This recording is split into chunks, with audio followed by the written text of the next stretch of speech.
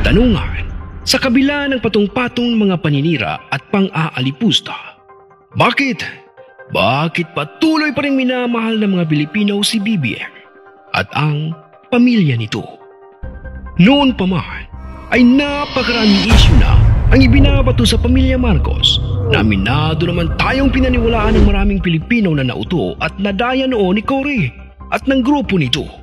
Ilan sa mga paratang at chismis na ibinabato ng mga kaaway ay mamamatay tao, magnanakaw, hindi nagbabayad ng buwis, galit sa kapangyarihan at marami pang iba.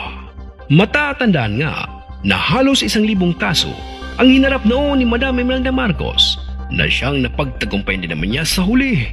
Ngunit ang labis na nakakagulat ay kahit napakaraming isyu at pagbibintangang pinupukol ng dalawang grupo ay palaki rin naman ang palaki ang bilang ng mga Pilipino na sumusuporta at dumepensa sa pamilya Marcos. Kahit na inilalabas pa sa mainstream media ang mga batikos ng mga kaaway ni BBM, ay hindi rin naman natitinag ang pagmamahal ng mga Pilipino sa pamilya Marcos. At nakakatuwang isipin na malaking bilang ng mga kabataan ngayon ang nahuhumaling at sumusuporta na rin kay Bongbong Marcos. Bakit kaya? Bakit kaya kahit anong gawin ng mga kalaban ay hindi nila matibag ang suporta ng mga Pilipino kay BBM at sa pamilya Marcos? Yan ang sasagutin natin sa video na ito. Kung kaya't makinig ng mabuti ng iyong manawaan at maintindihan. Number 1. Bakit padami ng padami ang mga kabataan na sumusuporta kay Bongbong Marcos? Ang sagot ay naririto. Karamihan talaga noon sa mga kabataan ay lumaking galit kay Marcos dahil unang-una, ito ang nakikita at napapanood nila sa telebisyon. Ang bawat channel ng balita ay nagpapakita ng kanilang bersyon o dokumento tungkol sa martial law. Lahat sila ay naglarawan kay dating Pangulong Ferdinand E. Marcos bilang isang masamang pinuno, sakim at gutom sa kapangyarihan. Sa kabilang banda, ang mga Aquino ay ipinapakita bilang mga bayani, mga tagapagligtas ng bansa, isang marangal na pamilya na dapat ituloyin kuno ng mga Pilipino. Ngunit pagkagayon pa man, salamat sa curiosity ng mga kabataan ngayon at syempre sa pag-usbong ng makabagong teknolohiya, nalaman nila na idineklara ang martial law dahil sa mga komunista ang pinasimulan ni Ninoy. Nalaman ng mga kabataan na sinusuportahan ng mainstream media ang mga Aquino. Nalaman din ng mga kabataan na ang kanyang asawa na si dating Pangulong Corazon Aquino ay isang incompetent housewife na inuuna ang kanyang sariling kagustuhan bago ang kapakanan ng sabayanang Pilipino. Wala siyang alam tungkol sa politika, lalo pa sa pagpapatakbo ng isang bansa. Sa makatuwid, ang dahilan kung bakit karamihan sa mga kabataan ngayon at millennials ay sumusuporta sa Marcoses ay sapagkat nagalit sila sa kasinungalingang nabasa at itinuro sa kanila na nakasulat sa mga aklat. Ang henerasyon ng millennials ay biktima ng mga kasinungalingang ipinangasiwa ng mga dilawan at masasamang tao. Kaya't hindi natin masisisi mga kabataan ngayon kung bakit nagpuyos ang kanilang damdamin sapagkat pakiramdam nila ay nadaya sila at ang pagsuporta ngayon kay BBM at sa pamilya Marcos ang isang paraan upang makabawi sa panlilinglang sa kanila.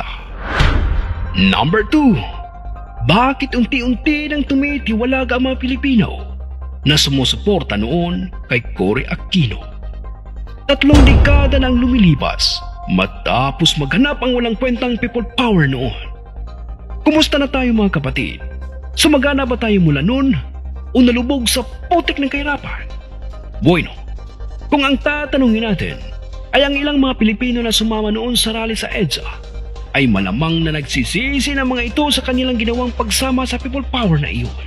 Sapagkat nakita nila na nang mula nang mapaalis sa pwesto si dating Pangulong Ferdinand E. Marcos, ay bumaba ang antas ng pamumuhay ng mga Pilipino dito sa ating bansa.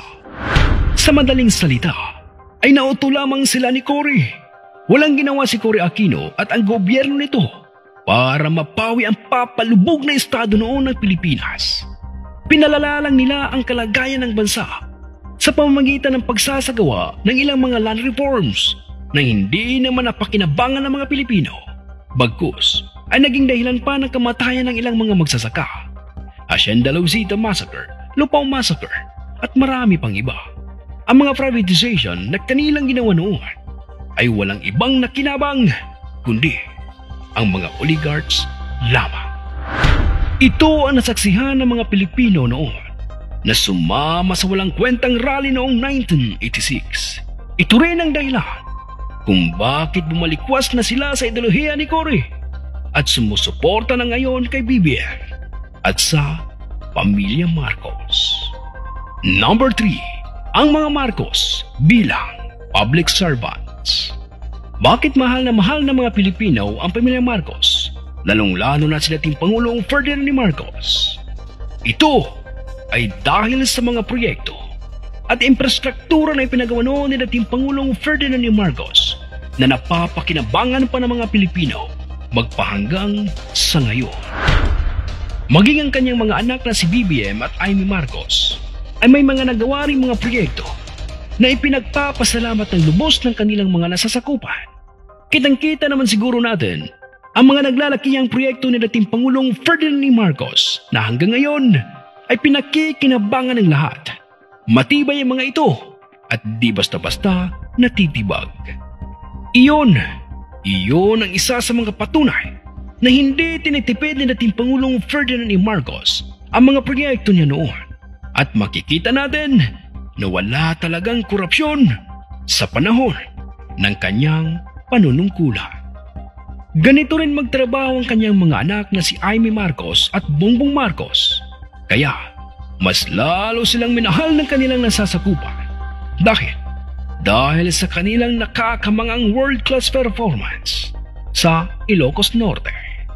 Naglalaki ang mga proyekto ang kanilang ipinatayo sa Ilocos, kagaya ng windmill, solar energy, mga world-class and free equipment para sa mga magsasaka na malaki ang naitutulong sa produksyon na kung anumang produkto na mayroon ang kanilang lugar. Number 4, ang mga Marcos ay hindi mapagtanim ng sama ng loob. Pinatunayan ito ni Bongbong Marcos. Alam naman natin na katakot-takot na mga paninirang puri ang siyang ibinabato at patuloy pa na ibinabato ng mga kumakaaway sa kanila. Pero ni minsan ay hindi tayo nakarinig ng kahit anumang masasamang bagay mula sa bibig ni BBM. Tahimik lang niyang pinapakinggan at sinasalo lahat ng pambabatikos ng mga masasamang tao patungkol sa kanyang pamilya. Imbes na sumagot ng pabalang sa mga naninira sa kanya, ay madalas pa nga niyang sabihin na iwasan na ang mga pag-aawayan at magkaisa dapat ang bawat Pilipino. Ito ang tunay na presidente.